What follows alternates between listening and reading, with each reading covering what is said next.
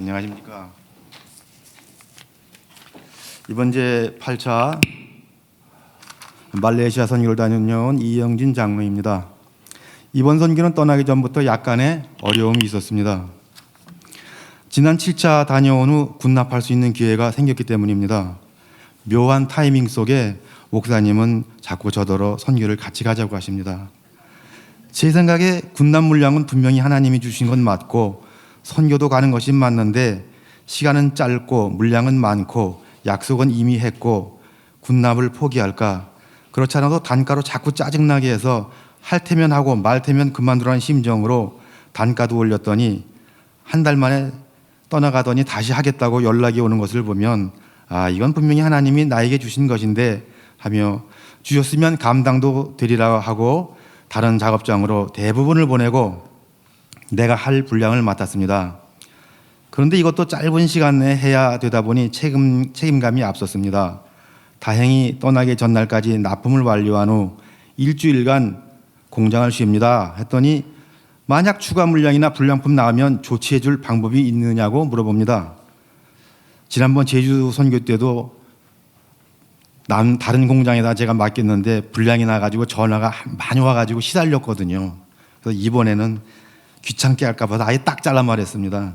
전혀 없습니다. 그랬더니 그 후 아무런 연락이 오질 않습니다. 선교지 도착 월요일 이른 아침에 연락이 왔습니다. 남은 자재 모조리 보내주세요. 간단한 문자인데 어떻게 생각해보면 이제 당신과의 거래는 끝입니다. 일 수도 있고 연락 오지 않게 막아달라는 기도의 응답일 수도 있었는데 뱃속 밑에서부터 뜨거운 기쁨이 올라옵니다. 선기간 내내 연락은 오지 않겠구나. 기뻤습니다. 그리고 기도로 동역해준 박용진 목사님과 간사님들, 일진 2팀의 팀원들이 고마웠습니다. 저는 사업을 20년째 해오고 있지만 지금까지 일감 구하려 영업해 본 적은 없습니다. 한 군데 떠나면 생각지도 못한 곳으로부터 또 오고 이런 일이 20년 반복되다 보니 공급은 하나님의 몫이라는 생각이 있기에 이번 일도 또다시 오든지 아니면 다른 곳으로부터 오든지 아니면 기존 업체를 통해 주시든지 감사히 받으면 되기에 평안히 선교에 집중할 수 있었습니다. 첫날 끄닝아우란 작은 도시 소박한 호텔에서 여장을 풀고 오후에 40여 분 떨어진 산골짜기 마을을 갔습니다. 30-40여 명 되는 마을 분들이 전통 복장을 입고 양쪽으로 길게 줄을 서서 악기를 두드리며 우리를 반갑게 맞이해 주었습니다. 이곳에서 우리는 준비한 오영리 선극과 미술사역, 체육사역, 임의용사역 그리고 저녁에는 자동차 헤드라이트를 불빛 삼아서 코리안 파티, 이어서 예배와 공연이 이어졌습니다. 그중 우리를 놀라게 했던 것은 박기쁨 자매의 레디코의 노래에 이곳 산골짝 사람들이 어른 아이 할 것 없이 함께 부르는 모습이었습니다. 그 후 박기쁨 자매의 레디코는 어딜 가도 인기였습니다. 심지어 지적장애인 학교에서도 이 노래에 한 지적장애인 아이가 얼마나 기뻐하던지 두 팔을 벌리며 전 가사를 함께 부르며 행복해하던 모습은 기억에 오래 남을 것 같습니다. 다음 날은 끄닝아오의 선한 사마리아 학교에서 준비한 각 팀의 사역과 공연, 예배, 코리안 파티 등으로 하루를 보냈습니다. 다음 날 수요일입니다. 이날은 버스로 1시간 반가량을 달려 해발 600m에 위치한 선한 사마리아 학교 분교인 땀분한 마을의 교회를 갔습니다. 이 마을은 생강이 주생산 작물이라고 합니다. 주일에는 교회로, 평일에는 새학급이 학교로 이용되고 있었습니다. 이곳 교회는 강원도 철원의 할머니 집사님이 한 1천만 원으로 2015년에 헌금으로 이렇게 세워졌다고 합니다. 이곳에서 정갈하게 준비해진 현지 음식을 맛있게 먹고 각 팀의 사역과 예배로 일정을 보냈습니다. 다음 날 사역의 마지막 날입니다. 세 군데의 사역이 있는 날이라 바쁜 하루였습니다. 장애인 학교, 고아원에서의 사역을 마치고 현지 교회 FLCC, 곧 교회에서 코리안 파티 후 공연과 예배로 모든 선교 일정을 마쳤습니다.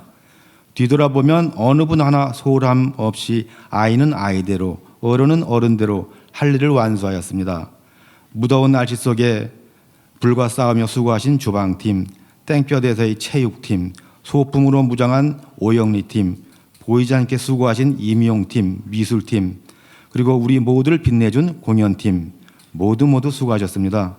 떠나오기 전부터 기도로 준비하며 우리에게 있어 가장 약한 부분은 어디일까? 암말렉에게 공격을 당했던 뒤처진 부분은 어디일까 하며 그곳을 막아달라고 기도를 했었습니다. 기간 중 생각지 못했던 연약한 부분이 제 눈에 띄었지만 주님은 우리의 연약한 부분을 막아주시고 기도하면 곧 평안을 주셔서 감사하였고 또 다음의 사역이 기대가 되는 비전도 품고 왔습니다. 그곳은 코타키나발루단 중턱의 마을에서 예배드리고 자녀를 공부시키고 싶어하는 인도네시아 채소작물 노동자들의 요청입니다. 마치 사도 바울의 환상 중 마게도냐 사람 하나가 서서 마게도냐로 건너와서 우리를 도우라 했던 모습과 같아 기대가 됩니다. 교회를 세워달라, 학교를 세워달라 이런 것을 보면 아직도 선교는 계속 되어져야 하는구나라는 생각이 듭니다. 지금 이곳에는 개인 가정에서 한 40여 명의 아이들이 어른들과 함께 예배를 드리고 있습니다. 그 산 아래 마을에 학교가 있긴 하는데 그곳까지는 교통비가 만만치 않은데 보통 한 달에 아이들이 60링깃 내고 한 달 다니는데 가정에 많은 아이들이 있다면 그것도 만만치 않아서 학교 좀 세워지면 그곳에서 학교와 교회 열심히 하겠다고 요청을 합니다. 그리고 이제 우리가 코리안 파티를 할 때마다 생각나는 것이 있었습니다. 며칠 전에 읽었던 성구입니다. 누가복음 12장 35절에서 38절 말씀인데요. 첫 말씀은 그 깨있는 자들에게 말씀인데 예수님께서 우리에게 허리에 띠를 띠라고 하시더니 마지막 말씀은 당신이 허리에 띠를 띠고 우리를 자리에 앉히시고 식사를 몸소 시중 들게 하겠다고 약속하신 것입니다. 그래서 먹을 때마다 그래 코리안 파티 하면서 비록 오늘은 우리가 수고해서 만들어 먹지만 약속하신 그날의 파티를 기대해보며 코리안 파티를 즐겁게 즐겼습니다.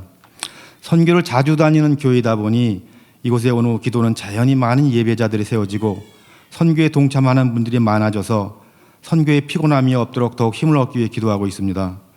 우리 성도들이 일하시는 일터에서 선교를 갈 때마다 회사가 잘 되고 부서가 잘 되고 인정되어져서 선교 가려고 등 떠밀려 선교를 가게 되고 지원금도 받게 되는 날이 오길 기도하고 있습니다. 이어지는 네팔과 인도의 선교에도 많은 헌신자들이 세워지길 바라며 이곳에 남아 기도해 주시고 마음으로 함께 하셨던 성도님들께 진심으로 감사를 드립니다.